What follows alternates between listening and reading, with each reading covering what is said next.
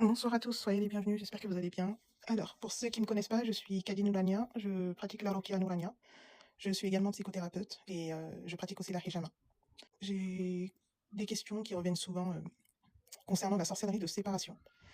La sorcellerie de séparation est la sorcellerie la plus répandue au jour d'aujourd'hui.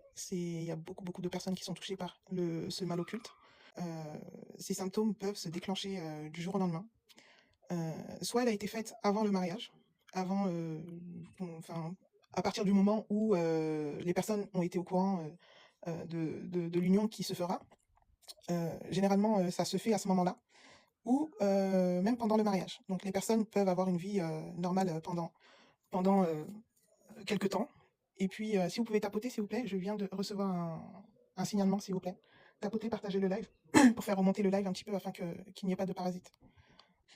Tout se passe bien, vous vivez une vie normale, puis souvent c'est accompagné d'un blocage d'enfantement. Donc il y a pas mal de couples quand même qui ont du mal à procréer. Euh, Ils ont même consulté des médecins qui leur disent que tout va bien. Ils ont fait pas mal d'examens et au final, ben, médicalement, tout va bien. Soit on peut mettre ça sur le compte d'un dérèglement hormonal ou du stress ou tout simplement psychologique. Concernant les symptômes, la femme peut subitement ressentir de la haine vis-à-vis de son mari ou vice-versa, de l'éloignement, beaucoup de disputes qui partent de rien souvent, qui peuvent aller jusqu'à la violence. Concernant les rapports, la femme peut ressentir un blocage, perte de libido totale. Concernant l'homme aussi, il peut avoir un éloignement vis-à-vis de sa femme. La sorcellerie, elle est souvent annoncée en rêve. Des fois, les personnes ne font pas attention à leurs rêves, alors que il y a beaucoup de signes qui apparaissent pendant les rêves. Donc, c'est des poursuites de serpents, de bébés souvent, beaucoup de sang retrouvé dans les rêves aussi. C'est une sorcellerie à ne pas prendre à la légère parce que ça va jusqu'au divorce. Justement, pendant les disputes de couple, ça parle beaucoup de divorce. Chaque dispute, je veux divorcer, je veux partir, je veux plus de toi, c'est fini. Et à partir du moment où ça va presque à la porte du divorce, le couple reprend ses esprits, mais rebelote. Quelque temps après, rebelote. Et c'est tout le temps comme ça jusqu'à épuisement mental. Et il y en a un des deux qui craque et qui s'en va. Malgré tout, ça ne veut pas dire que la sorcellerie n'est plus présente, parce qu'elle reste quand même présente, malgré qu'il y a un divorce, elle est quand même présente. Et ça peut mener aussi à un blocage de remariage. Donc malgré cette sorcellerie-là, même si il y a eu un divorce entre vous, et que vous souhaitez, je ne sais pas, vous croiser quelqu'un qui souhaite vous épouser, souvent il y a un blocage dès qu'il y aura un projet de mariage. Voilà. C'est quoi le sujet? Le sujet, c'est la sorcellerie de séparation. Je reçois pas mal de messages concernant la sorcellerie de séparation, des personnes qui se reconnaissent parmi les symptômes, d'autres personnes qui me demandent qui peuvent leur faire la sorcellerie. Alors, ce qu'il faut savoir, c'est que je ne suis pas une voyante. Je ne peux pas savoir qui c'est qui vous a fait la sorcellerie. Ce qui est le plus important, c'est de vous traiter, de sauter le cap de vous traiter et vous demander à Allah de vous montrer clairement qui c'est la personne si vous tenez réellement à savoir qui c'est et il vous le montrera. Bidnillah. Wa alaykoum salam, Angèle. Sois la bienvenue. Salam alaikum, que la paix d'Allah soit sur vous. Les souris. Allahumma amin, Idrissou, sois le bienvenu. Donc voilà à peu près les symptômes de la sorcellerie de séparation. Souvent il y a un blocage d'enfantement, comme je le disais, pour ceux qui viennent d'arriver. Généralement cette sorcellerie est accompagnée d'un blocage d'enfantement. Donc ou soit l'épouse peut tomber enceinte, mais elle subira beaucoup de fausses couches, des fausses couches qui sont répétitives. Elle pourra aussi avoir des enfants, mais il y aura énormément de fausses couches. Voilà, c'est très rare que parmi les nombreuses grossesses qu'elle a pu avoir ou qu'elle peut avoir, il y aura énormément de fausses couches. Donc voilà, d'où l'importance de détecter les symptômes et de pouvoir se traiter au plus vite. Parce que lorsqu'on ne se traite pas, le mal prend de l'ampleur et ça finit malheureusement au divorce. Et il y a beaucoup de mal à se remarier par la suite, étant donné que la sorcellerie est toujours activée. Voilà. Parmi les symptômes aussi, ce que le couple peut ressentir, c'est que à distance, ils vont ressentir le manque l'un vis-à-vis de l'autre. Puis, dès qu'ils se retrouvent, ben, c'est froid, c'est glacial. Il suffit qu'il se passe quelque chose d'anodin hein, et que ça parte en dispute très violente. Donc, voilà, il y a aussi un épuisement très, très, très, très mental vis-à-vis des sorcelleries en général. Alors, ça fait 10 ans que je suis mariée au bled. On a tous essayé pour qu'il me rejoigne et rien ne marche. Oui, vous pouvez avoir aussi un blocage, s'il y a une relation à distance, vous pouvez avoir ce type de blocage également concernant vos démarches, etc. à prendre en compte d'autres symptômes. Donc, c'est pas parce que vous êtes en relation à distance qu'il y a forcément une sorcellerie parce que vous n'arrivez pas à entamer les démarches pour faire venir le ou la conjointe. Donc, Allah vous facilite. Si vous avez d'autres symptômes que vous ne souhaitez pas parler ici, n'hésitez pas à m'envoyer un message en privé. Adaouma Amin Idrissou. Ouais, la sorcellerie de séparation, c'est réellement un fléau. C'est très très répandu et ça détruit les gens, quoi. Subhanallah. Je voulais vous parler aussi d'une autre forme de sorcellerie vis-à-vis de la sorcellerie de séparation, c'est que c'est pas forcément vis-à-vis au sein du mariage. Ça peut être entre la mère et son enfant, ça peut être entre des frères et sœurs, et ça peut être entre des amis aussi. Voilà, quand je parle d'un fléau, c'est un énorme fléau vis-à-vis du monde. Il suffit que des personnes ne souhaitent pas vous voir heureux ou proches de votre mère ou de votre père ou de vos frères et sœurs ou entre amis. Il suffit que l'un de vos conjoints ne supporte pas que vous soyez amis, enfin inséparables avec un de vos amis.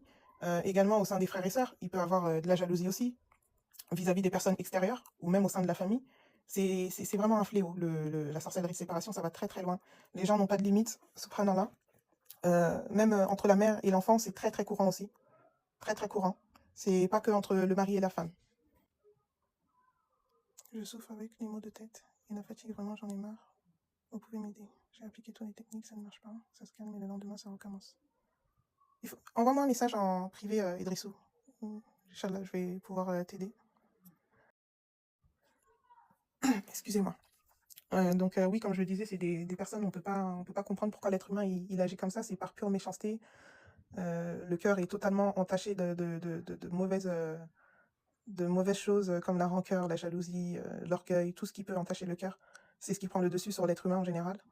Et, et voilà, il n'y a pas de mots pour ces gens-là, hein. Tout se payera un jour ou l'autre. Chacun de nous rendra des comptes et chacun de nous récoltera ce qu'il a semé ici-bas. Wa alaykoum salam, ma sœur Nour Étoilée, j'espère que tu vas bien, sois la bienvenue. Ouais, Fatou, c'est quelque chose qui ne se comprend pas, comme je l'ai dit, c'est des gens avec le cœur noir, qui ne supportent pas de voir ce qu'Allah a donné à autrui. C'est des personnes qui peuvent même avoir plus que vous, hein, mais qui vous jalousent quand même. C'est pas forcément quelqu'un qui a beaucoup moins de choses ou de risques ou de choses que vous. C'est tout part du cœur. Voilà. Si le cœur n'est pas pur, si le cœur n'est pas purifié par toutes ces mauvaises choses, forcément ces choses-là, ils vont prendre le dessus. Donc surtout que lorsqu'on n'est pas sur le chemin d'Allah, on prie pas, on fait pas de protection et qu'en plus de ça, on a le cœur totalement noir. Mais là, c'est juste Allah qui a décidé d'égarer ces gens-là, tout simplement. Il n'y a pas de mots pour les décrire. Franchement, on peut pas comprendre. Hasbi Allah wa ni'mal wakil, c'est tout ce qu'il faut dire. Priez, priez, priez, vous protéger, parce que le monde, il va beaucoup mal. Trop de gens, il reste encore très peu de bonnes personnes. Il y a beaucoup, beaucoup de personnes qui sombrent, qui basculent de l'autre côté sans en être conscients. Et si vous êtes sur le chemin d'Allah, dites Alhamdulillah et continuez à invoquer, renouvelez votre intention, continuez à demander à Allah, invoquer que vous soyez toujours sur le droit chemin, qu'il ne nous égare pas après nous avoir guidés, surtout sur le droit chemin. Parce que là, il faut vraiment être armé spirituellement au jour d'aujourd'hui. Alhamdulillah, ça va, Nour Étoilée. Wa alaykoum salam, Bouguécha, sois le bienvenu. Wa alaykoum salam, mon frère Kesbi, ça va, j'espère que tu vas bien, sois le bienvenu. Bienvenue à tous, n'hésitez pas à tapoter et partager le live, s'il vous plaît. J'ai reçu 3 avertissements. Alhamdulillah. Même actuellement, je sens les douleurs dans la gorge et les veines de ma gorge. Tu sais ce que tu as, Idrissou? Est-ce que tu as déjà fait une ruqya?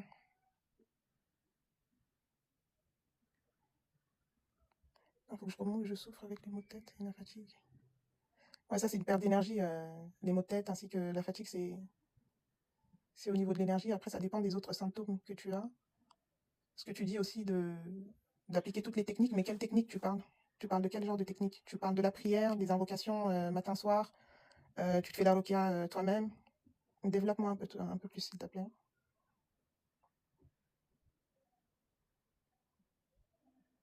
Wa alaykoum salam, mon frère Moubaraka, ça va, j'espère que tu vas bien, sois le bienvenu. Oui, je pratique la ruqya nourania.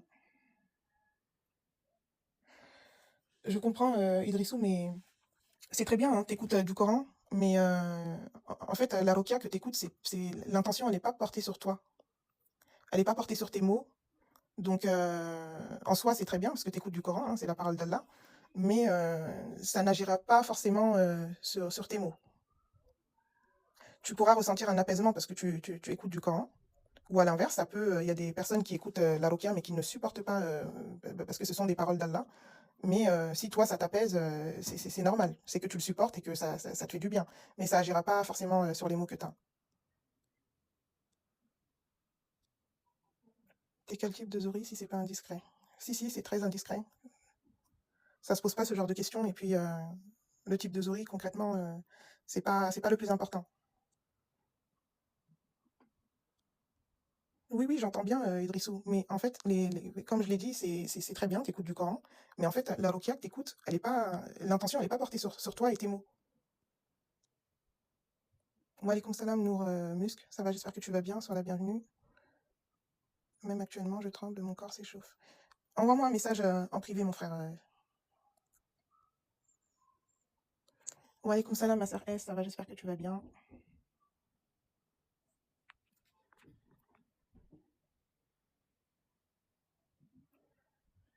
Wa alaykoum salam, ma sœur Yasmina. Je pense qu'il n'y a pas beaucoup de sur Terre. Il y en a, ils sont des signes physiques, mais il manque la suite de ton message. Mais oui, si, il y en a pas mal quand même. Il y en a pas mal, mais au jour d'aujourd'hui, sur les réseaux sociaux, il y en a beaucoup de personnes qui se prétendent Zouri, s'attitrant même des degrés de Zouri, qui s'affichent, qui mettent leurs photos, qui crient haut et fort à qui veut l'entendre qu'ils sont des Zouris, alors qu'ils ne le sont pas. Parce que clairement, le réel Zouri, ça m'étonne qu'il aille sur les réseaux sociaux crier à qui veut l'entendre qu'il l'est. Généralement, c'est quelque chose qui reste très discret entre lui et son Seigneur. Alhamdulillah, je vais bien. J'espère que toi aussi. Alhamdulillah, ça va bien. Les signes physiques, ça veut rien dire. Tout à fait. Tout le monde se dit Zouri, mais ils ne le sont pas. Oui, tout à fait, mais c'est exactement ça. Au jour d'aujourd'hui, ce mot, je peux même plus me l'entendre carrément. Laisse tomber. Subhanallah. Ok, je mémorise le Coran, j'apprends chaque jour le Coran. C'est très bien, Idrissou. Vraiment qu'Allah te facilite. Sache que si tu es autant attaqué, c'est justement par rapport à ton cheminement aussi, parce que je vois que tu chemines vraiment vers Allah. C'est très bien, qu'Allah te facilite et qui te donne la force et l'énergie et qui t'accorde la guérison totale. Et c'est très bien, je t'encourage vraiment. Mais vis-à-vis des mots que tu peux ressentir, il y a soit un mal occulte ou non. Tu peux être attaqué sans être touché. Donc c'est pour ça que je te dis de m'envoyer un message en privé pour que tu me développes un peu plus. Est-ce que tu fais du dhikr aussi, mon frère Idrissou? Est-ce que tu en fais? Les Zouris ont des critères spirituels spécifiques. Oui, tout à fait. Wa alaykoum salam, ma sœur. Tout à fait. Le terme Zouri, c'est un terme qui a été inventé. C'est pas un terme que tu retrouveras dans le Coran, hein, ni dans la Sunna d'ailleurs. C'est pas du tout comme ça qu'on appelle ces êtres, tout à fait, tout simplement. C'est devenu une mode, tous les gens disent ça. Exactement. Je vais essayer de préparer un sujet sur ça pour la prochaine fois, parce que j'avoue que je préviens pas trop lorsque je vais faire un live, mais la prochaine fois, je préviendrai pour développer un peu ce sujet de Zouli qui devient une mode sur les réseaux sociaux où tout le monde se dit Zouli, qui disent même des choses qui n'ont rien à voir avec ça, qui collent des étiquettes à ces personnes-là, alors qu'ils n'ont aucune science. Donc, je vais préparer un bon sujet par rapport à ça pour la prochaine fois, Inch'Allah.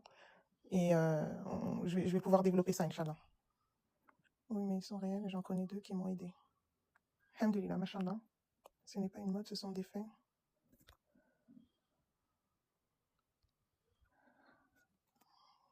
Alors, où j'en étais?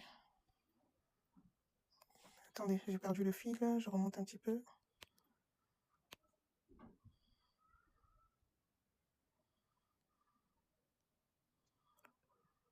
Oui, mais ils sont réels, j'en connais 2 qui m'ont aidé. J'aimerais savoir. Allah les mentionne par un autre nom. Tout à fait, oui. C'est des personnes, malheureusement, ils savent hein, que ces gens-là existent, hein. Ils le savent très très bien. Mais ils jouent sur les mots, en fait, ils jouent sur le mot Zouri pour dire que ça n'apparaît pas ni dans le Coran ni la Sunna. Ce qui est vrai, hein, mais persister sur ça, alors que, enfin, je sais pas, les gens, ils vont pas en fait, s'inventer des expériences spirituelles. Il y a de nombreux témoignages par rapport à ça. Tant que vous savez qui vous êtes, Allah, il sait qui vous êtes, vous connaissez votre lien avec Allah, peu importe la vie des gens, enfin, tout ce que vous ferez dans cette vie sera critiqué. Donc, focalisez-vous sur vous. Ce que j'ai à dire, c'est de se focaliser sur vous. Et voilà, continuez à cheminer vers Allah, et c'est ça le plus important. Tout à fait. En tout cas, moi, je vous le confirme, ces gens-là existent, n'en déplaise aux personnes qui prétendent le contraire. Donc, s'ils peuvent nous apporter aussi des preuves de leur dire, ça serait bien. Et, pas ne se focaliser, et ne pas se focaliser, à l'inverse, sur les preuves que les ouris vont leur apporter. Voilà, tout s'étudie. Il faut étudier, tout simplement. Lire le Coran, parce que pour c'est quelqu'un qui a lu le Coran et qui connaît le contenu du Coran et qui l'a compris, c'est que c'est mentionné dans le Coran. Ouais.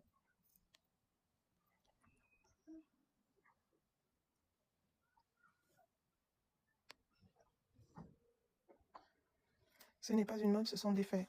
Oui, tout à fait. Mais ça reste quand même une mode où tout le monde utilise ce mot à tout va et qui se proclame Zoulé. Oui, tout le monde peut la faire, ça. Tout le monde a une mission, je pense. Je te contredis pas du tout. On a tous une mission en soi, sur Terre. On en a tous. Sauf que les gens, ils sont tellement focalisés sur la personne d'à côté qu'ils ne savent même pas eux-mêmes qui ils sont. Et du coup, la personne qui est en face d'elle, qui est sûre d'elle, qui sait qui elle est, qui connaît sa valeur et qui est tout, enfin, qui sait qui il est, euh, malheureusement, il est attaqué, il est jalousé, on va remettre en question ses principes et ses valeurs, enfin, ses expériences, tout.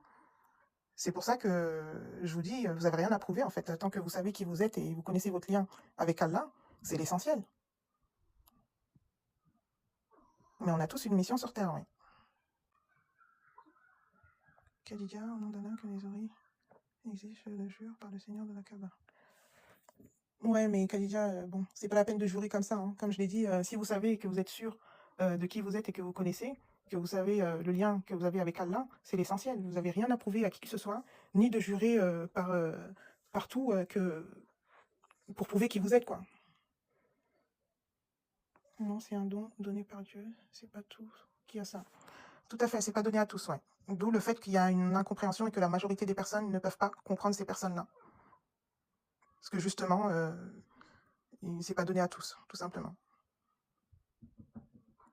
Oui, ils existent, mais ils sont appelés par un autre nom. Tout à fait.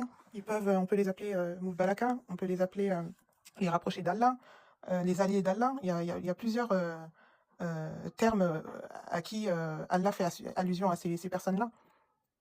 Il est dit clairement dans le Coran qu'Allah a choisi parmi les messagers chez les anges et chez les hommes également. Il y a eu des prophètes. Le dernier serment du prophète, il a bien mentionné qui sera le dernier prophète.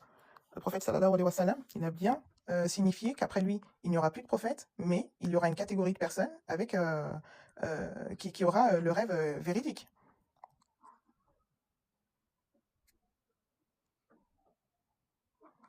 Qu'Allah Ta'ala facilite Allah Amin. Ah d'accord, en tout cas, merci pour tes réponses. Ils font des rêves prémonitoires, ils ressentent les choses et ils sont beaucoup éprouvés. Tout à fait, oui. Viens en privé si tu veux savoir. Moi, je me dis que la sorcellerie est juste une cause de l'éveil spirituel parce que plus la personne est ensorcelée, plus Allah lui octroie un pouvoir et une force incroyable. Tout à fait. Tout ce qui arrive aux oulis, c'est Allah c'est par la permission d'Allah, tout d'abord. Et ça fait partie de son cheminement. Sans tout ça, il ne pourra pas savoir qui il est, il ne pourra pas savoir les vices du monde, il pourra pas savoir, comment on appelle ça, il pourra pas savoir les ruses du diable, les djinns, les shayatines, toute la ruse, il pourra pas savoir ça. Enfin, il est obligé de passer par toutes ces épreuves. Être éprouvé par sa famille en premier lieu, déjà, l'endroit où il grandit au sein de sa famille. Déjà, dès cet instant-là, il est attaqué comme jamais. C'est le mouton noir de la famille. Voilà. Sa première épreuve, c'est sa famille. Ensuite, plus il grandit, il y a l'école aussi, il y a les gens au sein de l'école aussi, au lycée. Après, il rentre dans sa vie active, au niveau du travail. Socialement, c'est encore pire, doublement pire. Il rencontre que des mauvaises personnes dans sa vie, que des PN qui veulent l'éteindre, tout simplement. Plus les attaques des djinns et des shayatines. Enfin, il est attaqué de partout. De partout. Il ne respire pas. Subhanallah. Donc oui, c'est une cause de l'éveil spirituel du Zouri. Lorsqu'il qui prend conscience, en fait, c'est les émotions qu'il va recevoir. Au départ, c'est au niveau du cœur, les émotions. Ils seront au niveau du cœur, c'est là qui sera le plus blessé. Mais lorsque le mal qu'il aura eu durant toute sa vie euh, arrive aussi là, en fait, où son âme ne peut plus supporter. En fait, il y a un pic au bout d'un moment, au cours de sa vie, où il ne pourra plus supporter, il ne voudra plus rien savoir. Il va commencer à perdre la foi. Il va commencer à perdre la confiance qu'il avait en Dieu. Il va commencer à sombrer. Il va penser même à j'ai pas envie de dire le mot par peur. Voilà, vous m'avez bien compris. Il va penser à tout ça parce que son âme est fatiguée, tout simplement. L'âme devient fatiguée et c'est là que commence l'éveil spirituel. Lorsqu'il est, euh, lorsqu'il est totalement dans un isolement, dans une dépression, c'est là. C'est là que ça commence. Les enfants indigo ont une mission, oui, tout à fait, oui. Tout ce qui est indigo, starseed, soulela, zori, moulbalaka, élu, tout, c'est le même type de personnes. C'est des êtres de lumière. Dès leur plus jeune âge, ils sont tout le temps attaqués par les djinns et les shayatines humains. Tout à fait. Plus la personne est ensorcelée, oui, ça je l'avais lu, pour combattre ses ennemis. Notre première mission, c'est d'adorer que Allah. Tout à fait. On est tous là pour ça. Tous. Allah subhanahu wa ta'ala a dit, je n'ai créé que les hommes et les djinns pour qu'ils m'adorent. Point, à la ligne. Il n'y a pas de... Les oulis, ils se prennent supérieurs aux autres ou quoi que ce soit, non. C'est plutôt les personnes qui sont contre ces gens-là qui leur collent cette étiquette. Qu'on soit d'accord. C'est Allah qui donne ce droit. Même dès le ventre de sa mère. Oui, tout à fait, oui. C'est quoi leur pouvoir? Ils n'ont aucun pouvoir, les Olis. Faut arrêter de, de répéter ce que vous entendez ou que vous lisez sur les réseaux sociaux. Ils n'ont aucun pouvoir. C'est tout simplement des capacités qu'Allah il leur a données, tout simplement. Oui, les caractéristiques, ils seront plus spirituels. Il aura une intuition très très développée. Il va faire beaucoup de rêves prémonitoires. Il va pouvoir anticiper le mal qu'il ressent. Par exemple, il peut être chez lui et ressentir qu'on va lui faire du mal. Et il peut anticiper c'est le mal avant qu'il arrive. Généralement, il le ressent par une intuition. Hein. Au départ, c'est juste qu'il n'écoute pas son intuition, mais arrivé à un moment où ça sera beaucoup plus forte. Cette intuition, elle sera beaucoup plus forte. Donc il pourra anticiper le mal même au dernier moment. Il peut éviter des accidents, des morts. Chaque danger où il est, au dernier moment aussi, il y a un miracle. Mais tout ça, ça vient d'Allah. Ça vient d'Allah, tout simplement. Il y a encore beaucoup de caractéristiques, mais voilà, il ne faut pas se fier aux signes physiques. Parce qu'il y a beaucoup de personnes, moi, si vous avez remarqué, j'en parle pas du tout sur ma page. Parce que c'est vraiment pas le plus important. Ni les catégories, ni les signes physiques. J'en parle pas du tout. Voilà. Le vrai Zouri, il sait qui il est. Il le ressent depuis le plus jeune âge. Voilà. C'est une question qui peut se poser depuis très longtemps aussi. Mais voilà, en général, il sait au fond de lui qui il est. Donc, j'ai pas besoin de développer tous les signes physiques ou les degrés de type de Zouli. Voilà. Attendez, je me permets de boire de l'eau.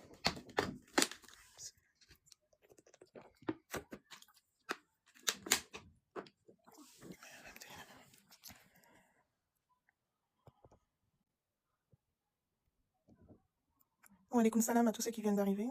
Soyez les bienvenus. Je suis beaucoup touchée du mauvais œil.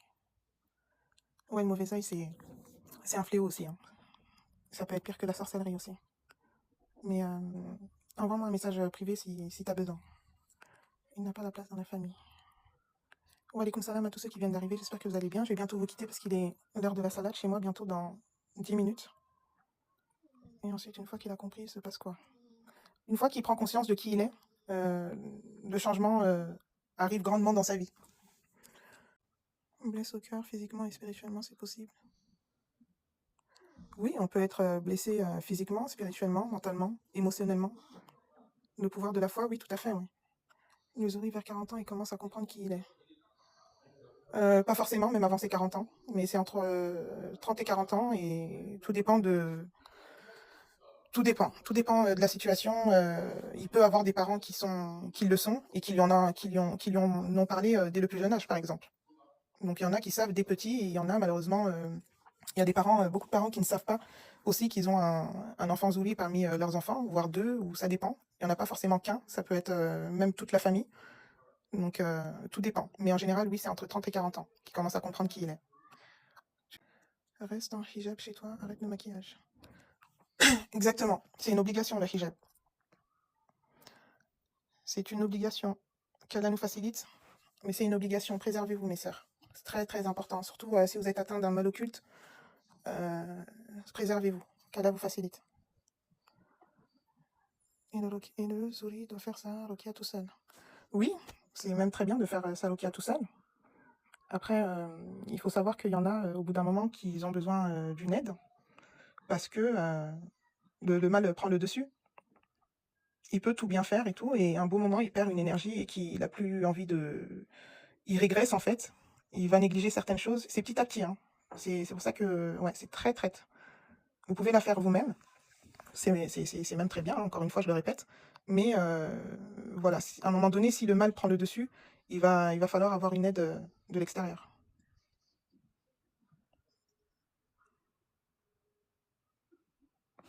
Attendez, j'ai perdu le fil, je vais remonter. Alors.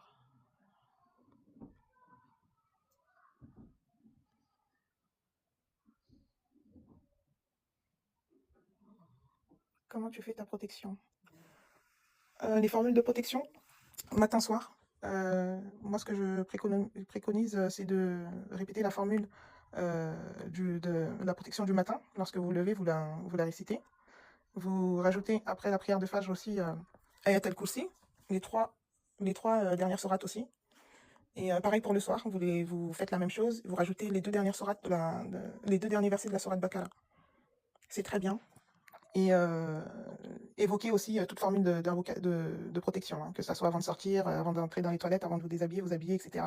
Toutes ces formules de protection, normalement, c'est à faire. Malheureusement, on attend souvent d'être atteint d'un mal pour pouvoir commencer à les faire, mais normalement, c'est quelque chose qu'on doit faire dès le départ. Donc, comme je vous le disais, oui, le Zoli, c'est un être qui a l'énergie qui est ouverte, et avec toutes les attaques qu'il se reçoit, les traumas, etc. Donc, du coup, ça crée des brèches qui font que les djinns qui les recherchent depuis profitent de leur énergie en entrant par les brèches. Bien entendu, tant qu'il n'a pas ouvert sa balaka, ça sera des entités terrestres. Et du coup, parmi ces entités terrestres, ils peuvent avoir des shayatines qui vont influencer plutôt le zouli, essayer de lui mettre les bâtons dans les roues, le bloquer de partout pour pas qu'il prenne conscience de qui il est. Donc voilà, jusqu'au moment où l'éveil spirituel arrive et qu'il prenne conscience de qui il est et procède au nettoyage de ses énergies et fermeture des brèches. Et ainsi, il pourra cheminer tranquillement. Voilà. Donc ils sont alors, à 40 ans dans la majorité des cas quand personne ne lui dit ce qui lui arrive. Tout à fait, il y a même des personnes qui ont même dépassé les 40 ans. Il y en a qui prennent conscience à 60 ans, 70 ans, tout dépend. Les rêves prémonitoires viennent d'eux. Non, pas forcément, mais ça peut être influencé par les entités, oui, tout à fait. Mon histoire est digne d'un film d'horreur. Khadija, qu'Allah te facilite, ma soeur. N'hésite pas si tu as besoin d'échanger, tu m'envoies un message en privé.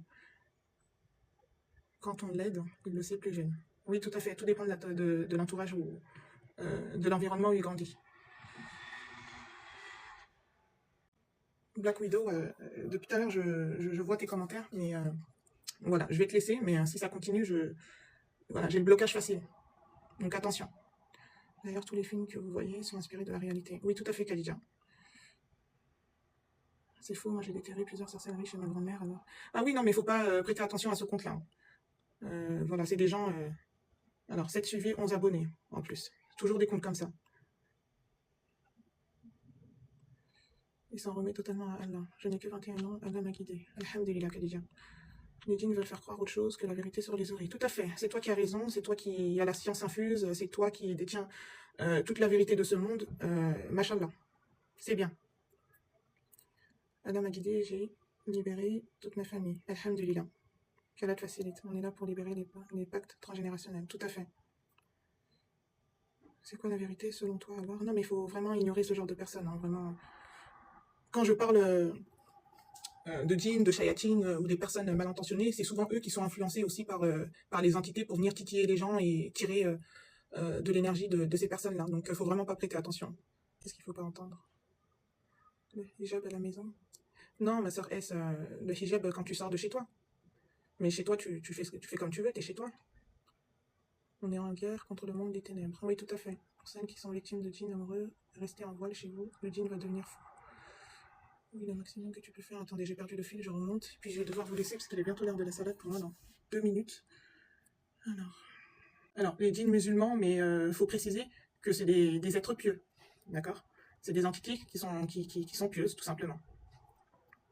Tous les djinns ne sont pas mauvais. Hein. Djinn, c'est le mot, c'est le terme qui les désigne, comme nous, les humains. Donc chez les humains, il y a des bons et des mauvais. C'est pareil chez les djinns, il y a des bons et des mauvais. Donc voilà. Répondre à ce type de personnes qui manquent de connaissances, c'est de la perte d'énergie. Hein. Faut pas y prêter attention. Mais je vais finir par le bloquer. Au nom d'Allah, j'ai récité le verset Sulaiman, le lendemain matin, j'ai déterré. Khadija, je te crois, hein, t'as pas besoin de jurer. Hein, comme j'ai dit, faut pas essayer de convaincre les gens de qui vous êtes, de ce qu'Allah vous a accordé. Voilà, Allah donne sa science, ses capacités, ce qu'il veut, à qui il veut.